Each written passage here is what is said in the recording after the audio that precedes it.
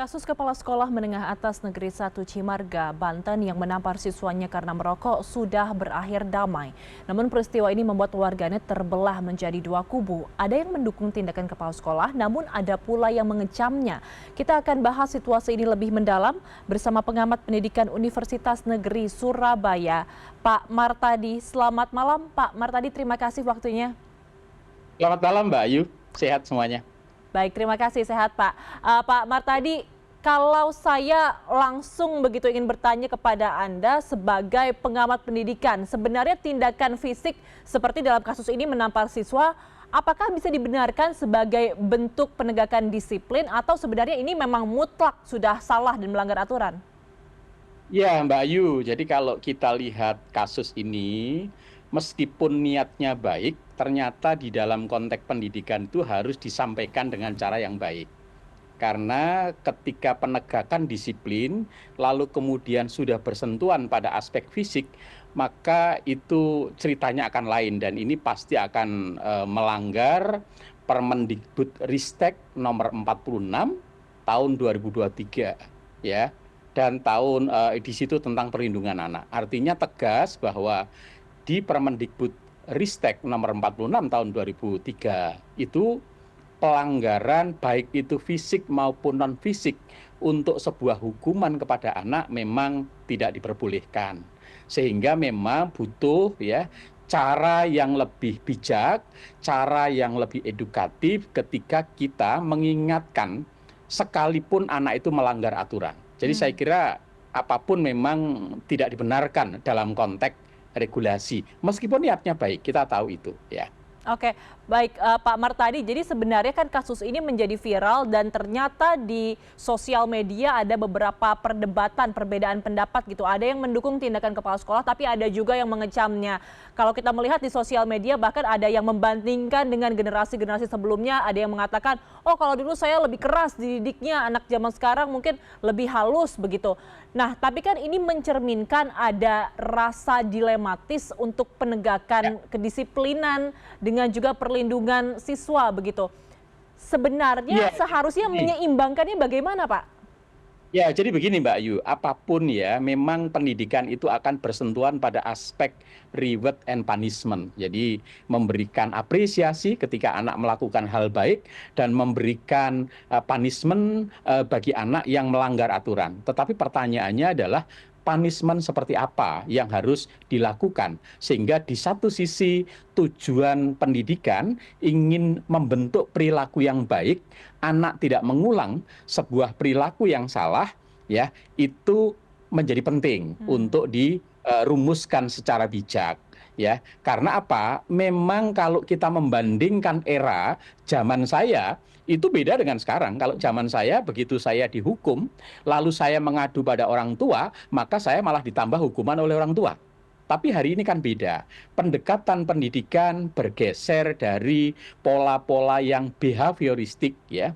Jadi mendrive anak, menempatkan anak sebagai objek ke arah pendidikan yang lebih humanis. Jadi pola-pola pendidikan harus mengedepankan nilai-nilai humanisme dan menempatkan anak sebagai subjek yang harus dihargai, harus dimuliakan, dan seterusnya. Nah, ini memang yang kemudian di dalam media kemarin sempat ada perdebatan panjang, bahkan ada yang pro ya dengan perlakuan yang diberikan oleh kepala sekolah karena melihat dari sisi pendidikan saja bahwa itu tujuannya baik, tetapi dari sisi yang lain anak-anak merasa itu diperlakukan tidak adil, diperlakukan sebagai bentuk kekerasan dan memunculkan solidaritas teman-teman yang lain kemudian mogok. Nah, ini yang kemudian di lapangan menjadi awalnya ini masalah sederhana, tetapi karena tidak segera dilakukan langkah antisipatif dan langkah komunikasi yang baik, lalu kemudian melebar kemana-mana. Tapi alhamdulillah saya senang ketika mendengarkan hari ini kasus ini mulai ada titik terang, ada komunikasi yang baik, lalu ada mediasi, dan pada akhirnya kemudian muncul solusi yang edukatif, yaitu solusi yang terbaik untuk guru, terbaik untuk kepala sekolah, dan terbaik buat anak. Ini saya pikir penting untuk ke depan ketika ada kasus-kasus yang sama, kita harus mengedepankan prinsip musyawarah mufakat, komunikasi yang baik, mediasi yang tepat agar tidak terulang kembali. Jadi Pak, ini kan Anda tadi sempat menyinggung masalah generasi ya, eranya akan berbeda. Kalau kita lihat pasti generasi milenial dengan generasi Z dan juga generasi Alpha, karakternya akan sangat berbeda. Nah, ketika akhirnya generasi-generasi yang masih muda di bangku sekolah saat ini melakukan kesalahan, bagaimana sih Pak seharusnya menegurnya agar ada efek jera tapi efektif? Oke, jadi begini Mbak, seringkali anak-anak hari ini memang tidak bisa diperlakukan secara reaktif ketika mereka melakukan kesalahan. Apalagi perlakuan itu berada di hadapan teman-teman yang lain, sehingga mereka merasa dipermalukan. Nah, ketika kita menghadapi anak yang melanggar, misalnya merokok, dan ketahuan saat itu juga, maka sebaiknya jangan langsung direaksi. Tetapi anak kemudian dibawa, dipanggil ke tempat ruangan khusus, lalu kemudian dilakukan klarifikasi, lalu kemudian dikomunikasikan dengan pihak orang tua, kemudian ada check and recheck, lalu kemudian diberikan semacam nasihat, diberikan bimbingan agar tidak terulang. Karena apapun ketika anak melakukan kesalahan, iya salah. Dan menurut saya juga tidak dibenarkan. Teman-teman satu sekolah kemudian solidaritas mogok 2 hari atas perbuatan temannya yang melanggar aturan. Itu juga tidak betul, ya tidak edukatif.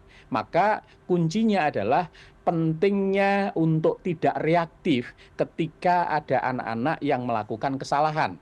Tetapi perlu ada ruang yang khusus, ruang yang tidak memperlakukan anak, apalagi direaksi secara fisik, sehingga anak-anak tidak merasa tersinggung di satu sisi, tetapi di sisi yang lain anak kemudian menyadari bahwa itu adalah salah, melanggar aturan sekolah, dan mereka harus mendapatkan sanksi. Nah, bentuk-bentuk sanksi sedapat mungkin jangan bersentuhan pada aspek fisik, karena ini akan bersentuhan dengan persoalan pelanggaran Permendikbudristek nomor 46 tahun 2003. Ini yang kadang-kadang guru reaktif, ya, dia tidak tahu bahwa ini sudah bersentuhan persoalan pidana, apalagi kalau kemudian anak melaporkan pada orang tua hanya melihat pada satu sisi karena informasinya dari anak, lalu dia emosi, lalu ujungnya adalah pelaporan kepada kepolisian. Ini akhirnya akan jadi panjang, awalnya masalah yang bisa diselesaikan dengan mudah secara internal, lalu kemudian berentetan menjadi persoalan pidana dan dampaknya kemana-mana, Mbak Ayu. Oke, Pak Martadi, tapi kalau dalam kasus ini kan kita melihat bahwa kesalahan sang anak ini sudah dilakukan berkali-kali, sudah ditegur berkali-kali juga begitu. Ketika teguran-teguran, ajakan ngobrolnya itu tidak digubris juga, apa sebenarnya yang harus dilakukan? Ya sanksi tetap, misalnya sanksi peringatan, lalu kemudian berjenjang. Kemudian kalau peringatan tidak, lalu panggil orang tua, kemudian dibangun kesepakatan untuk tidak mengulang. Kalau kemudian mengulang dan itu melanggar kesepakatan, mungkin sanksi skores ya dan sebagainya. Tapi begitu sanksi ini sudah bersentuhan pada aspek fisik, apapun tujuannya, memang kemudian ini tidak dibenarkan. Karena apa? Itu pasti sudah melanggar di Permendikbudristek nomor 46 tahun 2023. Jadi sebenarnya sanksi itu adalah bagian yang tidak terpisahkan dari proses pendidikan. Yang menjadi persoalan adalah bagaimana bentuk sanksi itu yang kemudian memang betul-betul diterima oleh anak sebagai konsekuensi logis dari perbuatannya. Di sisi yang lain, sanksi juga tidak bersentuhan dengan pelanggaran aturan di Permendikbudristek nomor 66. Jadi tidak boleh kita memberikan sanksi atas pelanggaran dengan cara melanggar peraturan, gitu kan tidak boleh. Tetapi prinsip mengedepankan nilai-nilai edukatif, nilai-nilai pendidikan agar anak kemudian tidak mengulang, kemudian juga tidak ada pelanggaran dari sisi regulasi, dan pada ujungnya adalah ada perubahan perilaku ke arah yang lebih baik dari anak-anak yang kita berikan sanksi. Banyak cara yang bisa kita berikan, Mbak Ayu. Oke, kita bisa memberikan sanksi berjenjang, tapi tindakan teguran secara fisik itu tetap tidak bisa dibenarkan. Begitu, terima kasih.